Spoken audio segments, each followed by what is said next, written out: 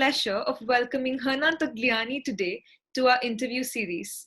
I'm Sumita Mariam from the People Hum team. Before we begin, just a quick introduction of People Hum. People Hum is an end-to-end, one-view integrated human capital management automation platform, the winner of the 2019 Global Cody Award for HCM that is specifically built for crafted employee experiences and the future of work. We run the People Hum blog and video channel, which receives upwards of 200,000 visitors a year, and publish around 2 interviews with well-known names globally every month. And now for our guest, Hernan Tagliani is the founder of the Group Advertising and the global ambassador of the Startup Studio. He is an internationally acclaimed keynote speaker, and his current areas of focus include diversity and culturally relevant businesses. He was the 2019 CEO of the Year and 2019 Diversity in Business by the Orlando Business Journal. He's also a contributing author to Forbes magazine, Entrepreneur magazine, and the Houston Chronicle. We are happy to have someone of his stature on our interview series today. Welcome, Hernan. We're thrilled to have you. Thank you. Thank you for having me. It's a pleasure for me to be here today and sharing time together. Thank you so much, and it's our pleasure to have you. So moving on to our first question, can you tell us a little bit about your journey so far? How did you come up with the idea of culturally relevant businesses? Yeah, absolutely. So my journey started at a very early age. I started working in marketing and advertising since I was 17 years old. I was born in Buenos Aires, Argentina.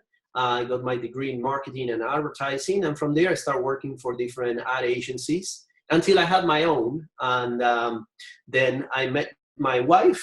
She's from the United States. She's American. And she was in Buenos Aires on vacation, and then sold my business and moved to the United States almost 20 years ago. Because of being bilingual, I had the opportunity to work with some of the top advertising agencies here in the United States. And in 2006 is when I decided to branch out and open the group advertising. Why I decided to open the group advertising is because I saw a huge opportunity to help entrepreneurs and business leaders on how to seize one of the greatest sales opportunity next to the general market, which is the US Hispanic market.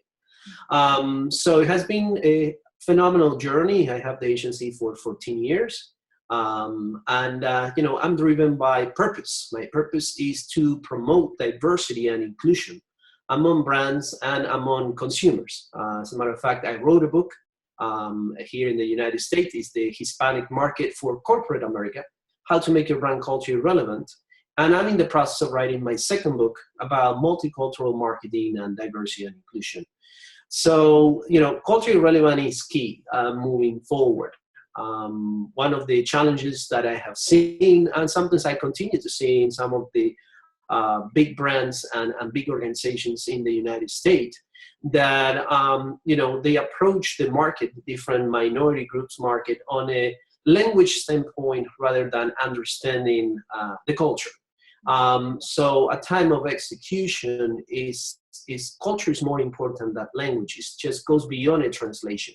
It's understanding your consumer's DNA, wants, needs, and desire, and how you can culturally connect with them, understanding the cultural nuances of the different groups. So at the end of the day, you have a strong message that truly resonates to them. You speak to their heart, you connect with their heart. And that's when you start seeing a lot of traction of your brand, awareness, engagement. And that at the end of the day translate into larger profits, bigger revenues, and you assure the sustainable growth in the years to come. As in the United States, more and more is becoming multicultural. Mainstream is becoming multicultural, and the census this year will prove that. That's a wonderful answer. And the first step to anything, good that comes to you is humanity, and seeing everyone, like that is a beautiful answer. So talking about, culturally relevant strategies, can you give us a few examples of how to attract an audience by having culturally relevant strategies? Yeah, so first of all, moving forward, the phenomenon that is going in the US, and I think it's going to happen worldwide, is because of technology, because of multicultural, we're shifting away from a transaction standpoint to a brand experiential. So it's not about selling X amount of products. It's about what's the story behind, the storytelling behind the brand? What's that brand experiential from the moment your potential consumers goes to your website, goes to Google, search your brand, goes to your website? What's the experience they get on that visitation of the site? From there, how that translates when they go to the retail store. If they decide not to buy it online, they go to the retail stores, how they have been treated. Or they have issues with their products or services. They purchase it and they call a 1-800 number customer service for help.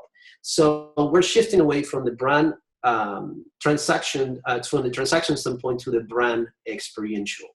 And so this brand experiential happens before that product was purchased or service, and then after, how you retain that customer, how you turn that customer into a brand ambassador. So understanding the culture, the DNA is crucial.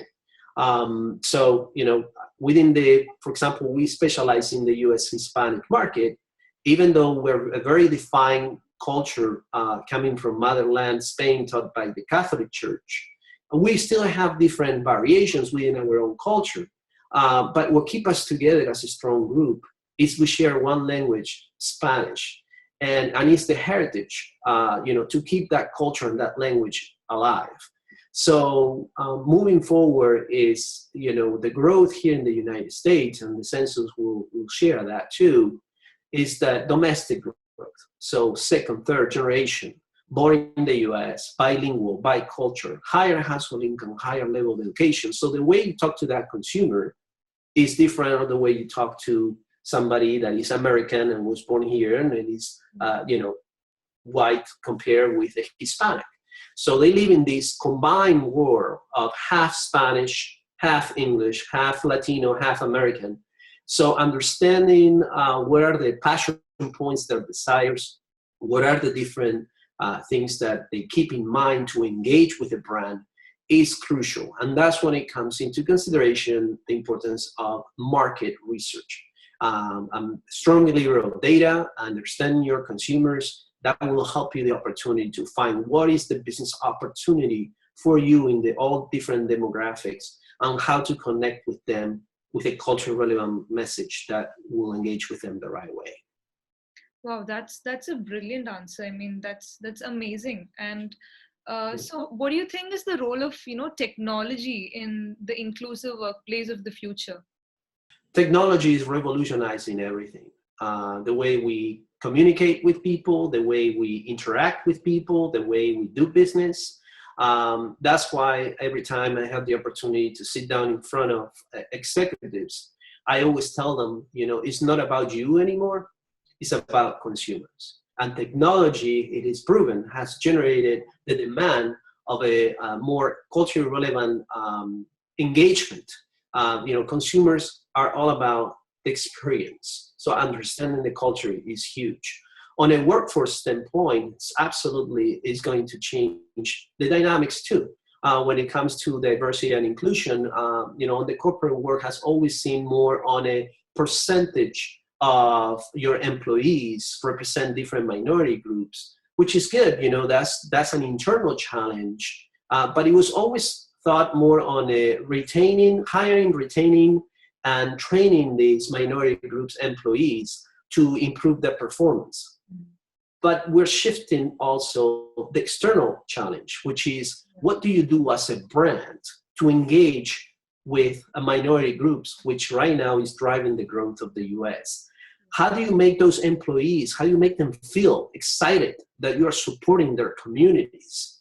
How do you grant contract with minority-owned business that at the end of the day will help you fulfill those needs as a corporation that you have? So it's not just the internal aspect. What I always say is also the external. It's not what you say, it's also what you don't say. So technology is changing. It's changing the rules on a marketing standpoint the same way. Traditional media is going to shift more on digital media.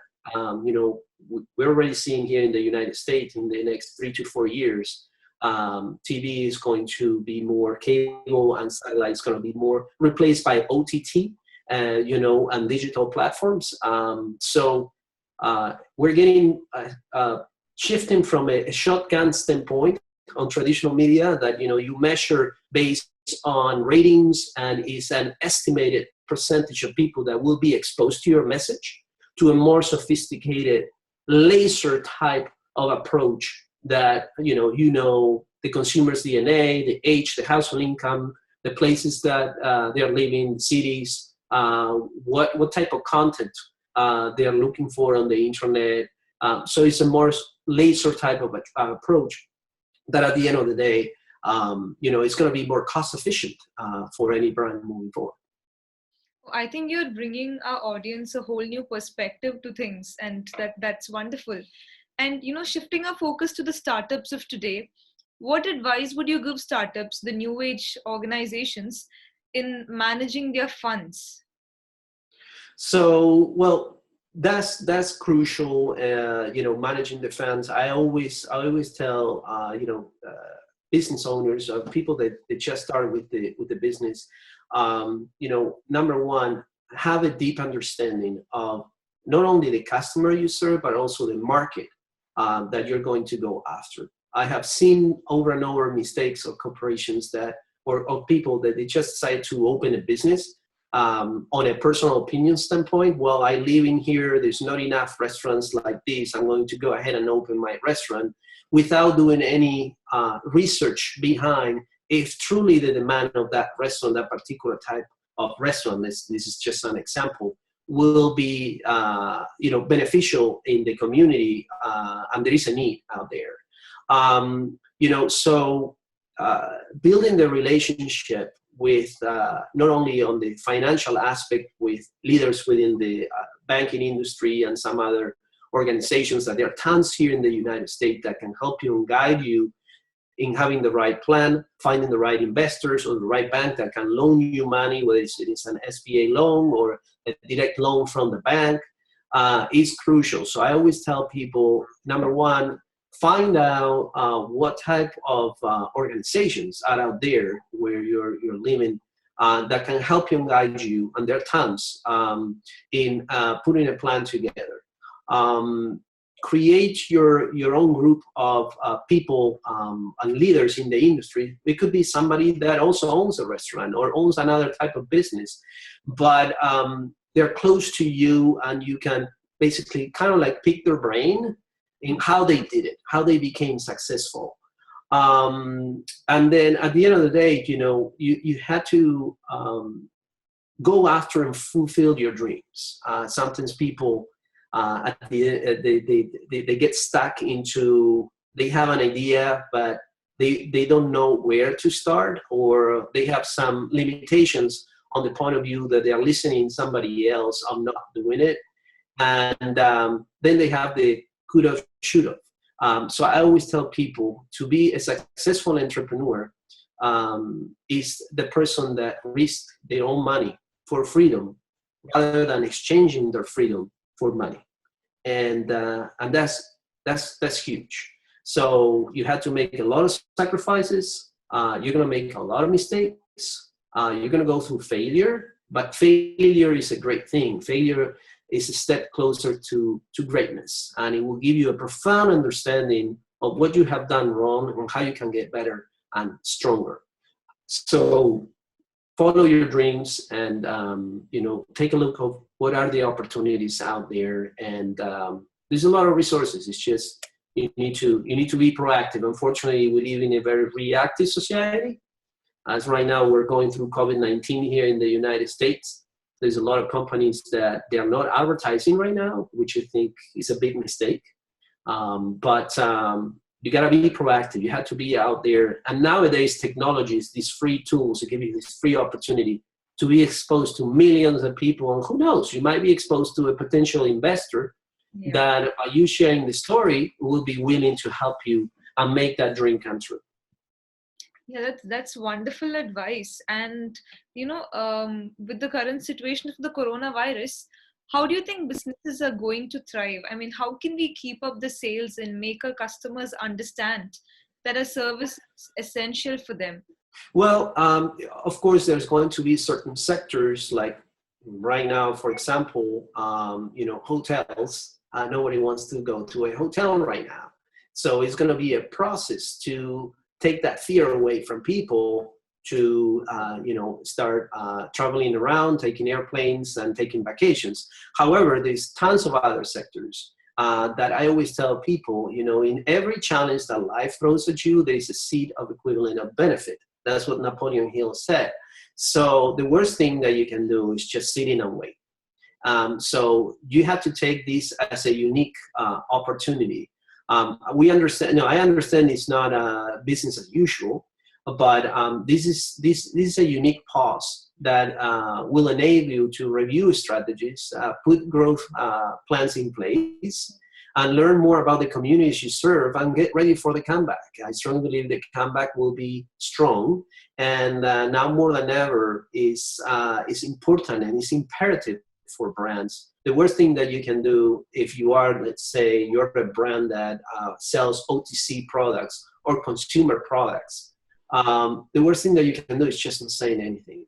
On the contrary, you have to be proactive. You have to show your support to the consumers you serve because, you are there in the bad times. So when the good times comes, they will remember you. I give you an example, Bentley, for example, the car company. So they shift the message on, instead of selling cars, is where the cars is going to take you. So to bring that peace of mind, that relaxation of the different parts around the world that you can be driving that Bentley during coronavirus. They also have done a great, so they communicate on that through social media and digital. They have also then donated more than 20,000 seat covers and steering wheels for people in the medical industry. So they're still communicating, it's just they shift the tone and manner, the message. And that will pay big dividends to Bentley when all this goes away. So I always tell clients, you have to be out there, even in this crisis. There's always opportunity, and you have to show your compassion. You have to show, you have to personalize your brand right now, and you really have to show your consumers that you care about them. It's just not about the money. It's about building this brand engagement, experience, and support, that we're there in the bad times for you, and we'll be there in the good times as well. Yeah, that's very important, and that's a wonderful answer. I mean, compassion, and you interlink that with personalization, and that is so amazing. So, coming to our next question. So, with the rise in the millennial workforce, we have the gig economy gaining momentum. How do you think this is going to fit in the organizational setup that we have right now? Well, definitely it's going to be challenges for a lot of corporations on understanding that the millennials are totally different generation. The bottom line is that, as I said before, it's not about you as an organization anymore. It's about consumers. So having millennials, which is what's driving the growth moving forward, will be a key insight to have and retain in your organization. That's why to be a successful leader, you have to be humble and you have to be willing to listen. So, my personal opinion, the way I do business and I conduct myself, every person that I meet, I always feel I have something to learn. So for me, it's not about age. For me, it's about points of view. It's about knowledge. Because, that doesn't mean I'm older, I know more. I don't know everything. Life in every day you learn something new. But, millennials are changing everything. Here in the United States, as a matter of fact, why United States now after the census will show that is very culturally diverse. The growth will come from two sectors. Number one is minorities, and number two is millennials. When you take a look at minorities, it is estimated between 2010 and 2021, 80% of US population growth will be attributed to minorities. Hispanics will represent 51.7% of that growth. When you take a look at millennials, it is estimated there are around 75 million millennials living in the US. 42% of that 75 million is multicultural. 25% is US Hispanic. And more than half of the US Hispanic population is within the millennial group. It's an average age of 27 years old compared with the general market that is 39. So millennials are shifting, are changing. So for a corporation, understanding what they're driven by is crucial. That's why when it comes to market research and data, as you are a brand, you need to know exactly who you're dealing with, how to keep that millennial engaged. Influential marketing is very, very, very important. So I'm seeing the change, and that's why every time I have the opportunity to talk with the next generations of executives, for me it's very, very exciting, because they are the ones who are going to shift this mindset of the old world of thinking is just one way, is general market, to a more embracing other groups, because we're not general market anymore. As a matter of fact, by 2045, the census is already projecting that white will be minorities in the minority population here in the United States. So the time to act is now, and now more than ever. So that would be my 2 cents. That's a great answer. And I think when you mentioned about, different generations working together, there's this fine balance of enough wisdom and energy that needs to work together and produce results. And all your numbers and statistics gives us, more insights on how you relate all this, culturally relevant strategies and make them work. So that was an amazing answer. And Hanan, coming to a final question, if there are any important sound bites that you would like to leave our audience. I would like to leave my audience on pay close attention on how the market is shifting and evolving because of technology and because of multicultural marketing.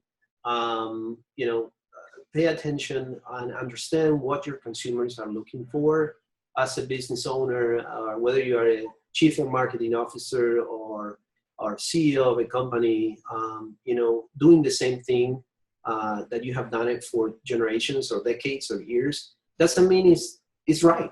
You might be making, or maybe you were making a lot of money before COVID-19, but as the market is changing, it's evolving, it's driven by diversity, inclusion, minorities, it is very, very important to understand that the way of doing business in the past, that it was just reaching to general market, mainstream, is becoming obsolete.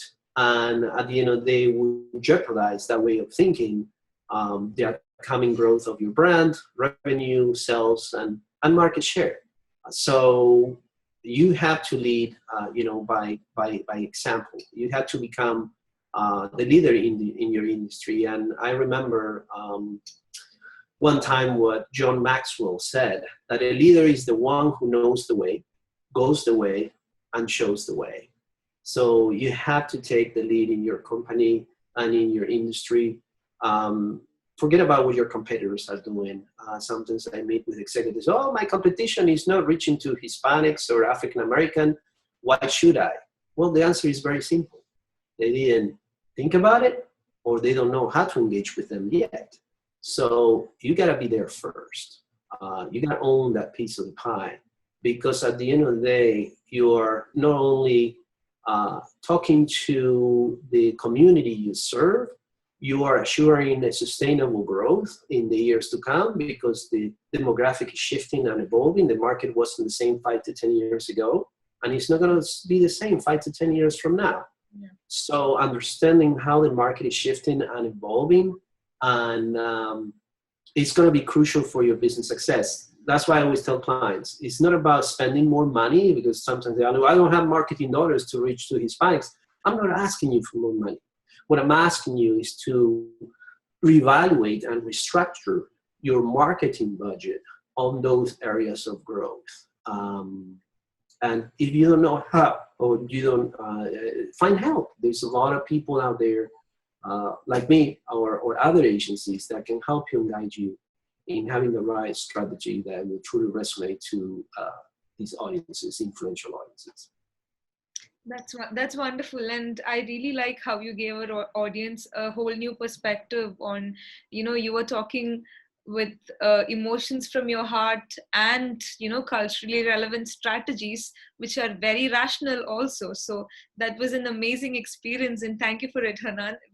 We're so happy that we interviewed you, and this was an enriching experience for me personally, and I'm sure it is going to be for our audience also.